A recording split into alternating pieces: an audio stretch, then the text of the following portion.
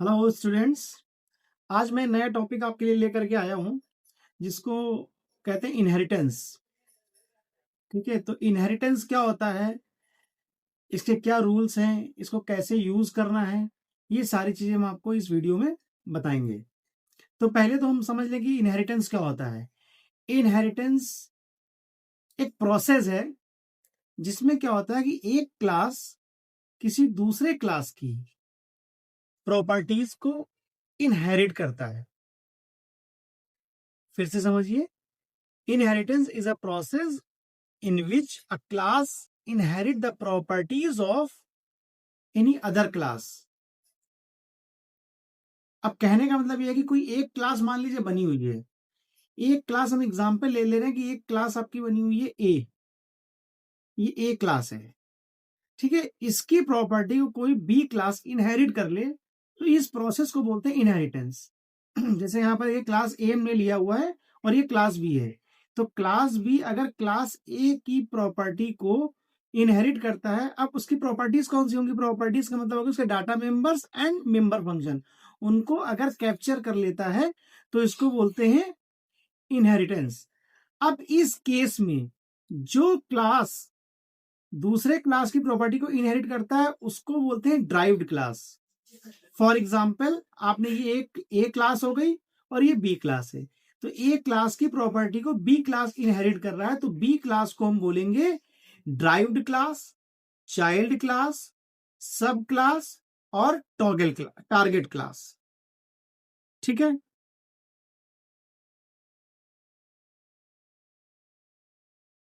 तो क्लास ए हमने बनाई, इस क्लास ए की प्रॉपर्टी को अगर कोई दूसरी क्लास बी मान लीजिए इनहेरिट करता है, कैप्चर करता है, तो इस प्रोसेस को बोलते हैं इनहेरिटेंस। और जो क्लास किसी दूसरी क्लास की प्रॉपर्टी को इनहेरिट करती है उस क्लास को बोलते हैं ड्राइव्ड क्लास, चाइल्ड क्लास, सब क्लास और टारगेट क्लास। और वो क्लास जिसकी प्रॉपर्टीज को इनहेरिट किया जाता है उसको बोलते हैं बेस क्लास, पेरेंट क्लास और सुपर क्लास। तो इसको एक बार डेफिनेशन के फॉर्म में समझ ले। Inheritance is a process in which a class inherit the properties of the capabilities of another class. A class that gets inherited by other class is known as base class, parent class,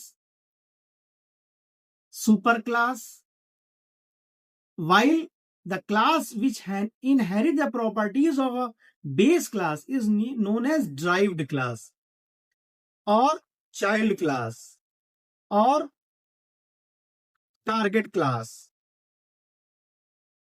clear?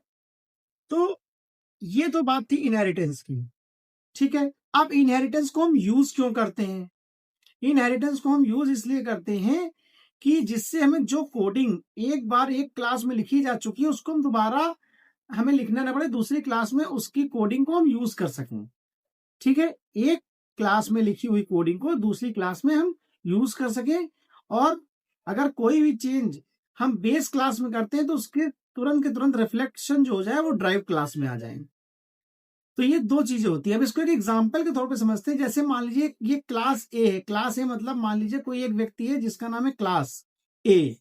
ठीक है, इसका कोई सन है, ठीक है, तो वो उसका मान लीजिए नाम है बी।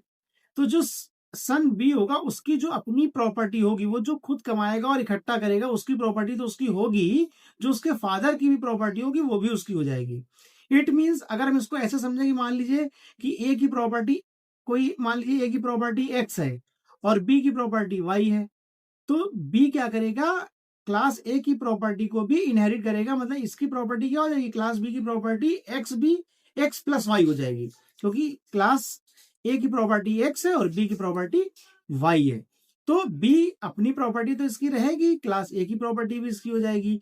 तो इस तरह से ये क्या हो जाएगा, ये एक इनहेरिटेंस प्रोसेस हो जाएगी जिसमें क्लास ए अपने से पहले वाली क्लास जिसको पेरेंट क्लास कहेंगे उसकी प्रॉपर्टी को इनहेरिट कर लेगी। अब इसको एक एग्जांपल और ले लेते हैं।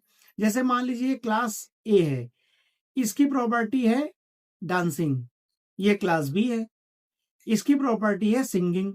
तो जब ये क्लास बी जो है ए वाले की प्रॉपर्टी को इनहेरिट करेगा, अपने से पेरेंट क्लास वाली प्रॉपर्टी को इनहेरिट करेगा, तो इसकी में दोनों प्रॉपर्टी हो जाएंगी। वो कौन सी हो जाएंगी? क्लास बी में डांसिंग और सिंगिंग दोनों की प्रॉपर्टी हो जाएगी। तो ये है इनहेरिटेंस, यानी inheritance is the process in which a class inherit or capture the capabilities of any other class. The class inherited by other class is known as base class, whereas the class which inherit the properties of a base class is known as a derived class. Use of inheritance, reusability feature, and if we make any changes in the base class, its changes reflect on the derived class also. ये इसके use हो गए। अब यहाँ पे जो inheritance होता है वो कितने तरीके का होता है? सबसे पहला जो टाइप है वो सिंगल इनहेरिटेंस। सिंगल इनहेरिटेंस में क्या है?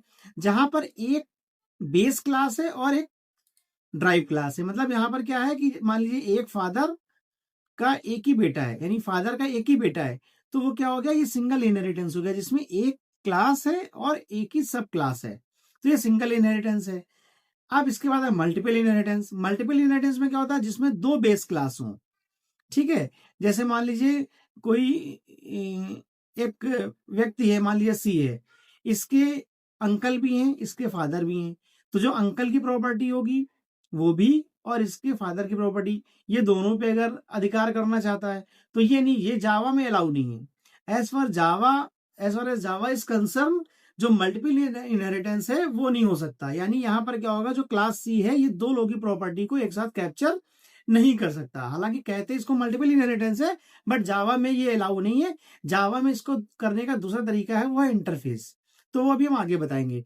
तो मल्टीपल इनहेरिटेंस क्या हो गया? When a derived class inherit the properties of multiple base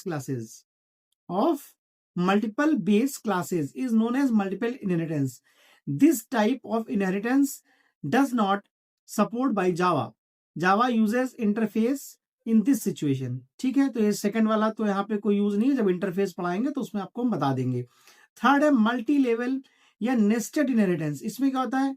मान लीजिए ये एक क्लास ए है, एक क्लास ए की जब हमने दूसरी क्लास ड्राइव क्लास बनाई तो ये क्या करेगा? ए वाले की प्रॉपर्टी को इनहेरिट करेगा। अब एक तीसरी क्लास सी भी हो गई, जो क्या करेगा? इस बी वाली क्लास की प्रॉपर्टी को इनहेरिट करेगा। यानी अगर ए की प्रॉपर्टी एक्स है, अगर ए की प्रॉपर्टी हम मान लेते हैं एक्स है, और बी की प्रॉपर्टी क्या है? बी की प्रॉपर्टी अगर वाई है, तो बी की प्रॉपर्टी क्या हो जाएगी? बी की प्रॉपर्टी हो जाएगी एक्स प्लस वाई, ठीक है। अब यहां पर सी की प्रॉपर्टी मान लेते हैं जेड है, सी की प्रॉपर्टी जेड है। अब ये सी वाली क्लास जब ऊपर की दोनों क्लास की जब प्रॉपर्टीज को इनहेरिट करेगा, तो सी वाली क्लास में क्या आ जाएगा? X plus y plus z, यानी तीनों की प्रॉपर्टी को ये कैप्चर कर लेगा। तो ये जो इस तरह का इनहेरिटेंस होता है इसको बोलते हैं मल्टी लेवल इनहेरिटेंस, ठीक। तो जो ये क्लास है पहली वाली, ये तो बेस क्लास हो गई या सुपर क्लास हो गई। जो बी क्लास है, इस बी क्लास को हम ड्राइव क्लास बोलेंगे, सब क्लास 1 बोलेंगे, या चाइल्ड क्लास 1 बोलेंगे, ठीक। जो सी क्लास है इसको ड्राइव क्लास बोलेंगे या सब क्लास 2 बोलेंगे। ये क्या बोलेंगे? सब क्लास 2 बोलेंगे। तो ये कौन सा इनहेरिटेंस होगा? मल्टी लेवल इनहेरिटेंस हो गया या नेस्टेड इनहेरिटेंस हो गया। इसके बाद आ जाइए हाइब्रिड इनहेरिटेंस। हाइब्रिड इनहेरिटेंस क्या होता है? Hybrid inheritance, when more than one type of inheritance system are used together, it is known as hybrid inheritance. यानी जैसे मान लीजिए ए क्लास है, इस ए क्लास की प्रॉपर्टी को बी क्लास ने इनहेरिट कर लिया। अब इस बी क्लास की प्रॉपर्टी यहाँ पर क्या हो गया? सिंगल इनहेरिटेंस हो गया। लेकिन बी क्लास की प्रॉपर्टी को सी भी लेना चाह रहा है, डी भी लेना चाह रहा है, ई भी लेना चाह रहा है, अलग अलग। तो इसमें क्या मिक्सअप हो गया, तो इसको बोलते हैं हाइब्रिड इनहेरिटेंस।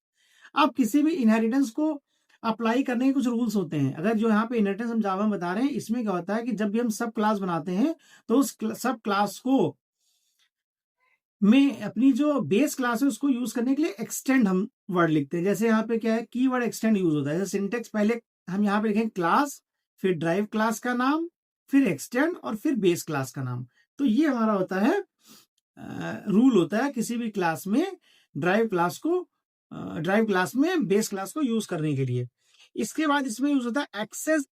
सेकंड नंबर इसमें जो रूल्स में आता है वो object of the drive class will create in the process of inheritance, यानी इनहेरिटेंस जो प्रोसेस होगी इसमें हमेशा जो ड्राइव क्लास होगी, यानी जो दो क्लास हमने जैसे इसमें बताई, जैसे ये क्लास है ए बी क्लास है, जैसे ए क्लास है, ये हमारी कौन सी है, ये सुपर क्लास है, ये हमारी बेस, ये हमारी ड्राइव क्लास है। तो जो ड्राइव क्लास है इसका ही हम ऑब्जेक्ट बनाएंगे, सुपर क्लास का नहीं बनाएंगे। तो ये सेकंड नंबर रूल है। यानी पहला रूल क्या है, पहला रूल ये कि अगर हमें ड्राइव क्लास में बेस क्लास को लेकर के आना है तो उसके लिए एक्सटेंड कीवर्ड यूज करते हैं। कैसे यूज करेंगे, एग्जाम्पल में आपको बता देंगे। सेकंड है कि जो भी हम इनहेरिटेंस में ऑब्जेक्ट बनाएंगे वो सिर्फ और सिर्फ ड्राइव क्लास का बनाएंगे, ना कि सुपर क्लास का या बेस क्लास का। Visibility modes of class. अब विजिबिलिटी मोड्स में क्या होता है कि हमारी जैसे जो भी क्लास है, मान लीजिए क्लास ए है, अगर उस क्लास, यानी अगर मान लीजिए कोई बेस क्लास है, बेस क्लास में जो एक्सेस स्पेसिफायर हुआ है वो डिपेंड करता है कि उसके वेरिएबल्स या उसके डाटा मेंबर्स को हम ड्राइव क्लास में ले जा पाएंगे कि नहीं ले जा पाएंगे, यूज कर पाएंगे कि नहीं कर पाएंगे। एक्सेस स्पेसिफायर तीन तरह के होते हैं, प्राइवेट, प्रोटेक्टेड एंड पब्लिक। अगर हमने बेस क्लास में जो मेथड्स लिखे हैं वो प्राइवेट मेंशन कर दिया है, मेथड्स के आगे अगर हमने प्राइवेट मेंशन कर दिया है तो वो ड्राइव क्लास में एक्सेसिबल नहीं है। Private member of a base class are not accessible in the drive class although they may be in same package और डिफरेंट। कहने का मतलब है कि जो प्राइवेट मेंबर होंगे बेस क्लास में, उनके उन मेंबर्स को हम ड्राइव क्लास में नहीं यूज कर पाएंगे। ठीक, पहली बात।